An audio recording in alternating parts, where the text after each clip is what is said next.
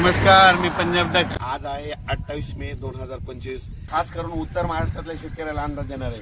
उत्तर महाराष्ट्रातल्या शेतकऱ्याला सांगू इच्छितो कारण की मी उत्तर महाराष्ट्रामध्ये म्हणून सांगतो की तुमच्या उत्तर महाराष्ट्रामध्ये आता आज आहे 28, 29, 30 आणखी 3 दिवस पाऊस पडणार आहे.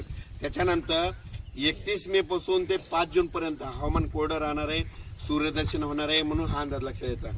माझी तुम्हाला विनंती, तुम्ही काय करा, 31 मे ते 5 जून पर्यंत तुम्ही शेतीचे काम आटपून घ्या, कापसाची लागवडी करायच्या करून घ्या. त्याच्यानंतर तुमच्या उत्तर महाराष्ट्राकडे 6 जूनला परत पाऊस येणार आहे.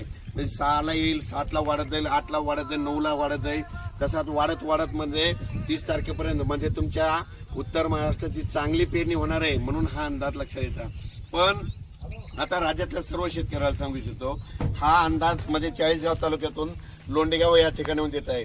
तर या ठिकाणून राज्यातल्या शेतकऱ्याला सांगतो, तुम्ही काय करा, आणखीन आपल्या राज्यामध्ये महाराष्ट्रामध्ये पूर्व विदर्भ, पश्चिम विदर्भ, दक्षिण महाराष्ट्र, उत्तर महाराष्ट्र, कोकणपट्टी, खानदेश, मराठवाडा जवळपास 30 मे पर्यंत भाग बदलत दररोज पाऊस पडणार आहे. मुसळधार, कुठं वाहून, कुठं रिमझिम. त्याच्यानंतर 31 मेला लगेच वारं सुटणार आहे. 31 मे पासून ते 5 जून 6 जून पर्यंत ऊन पडणार आहे, सूर्यदर्शन करणार आहे. म्हणून हा अंदाज लक्षात येतात.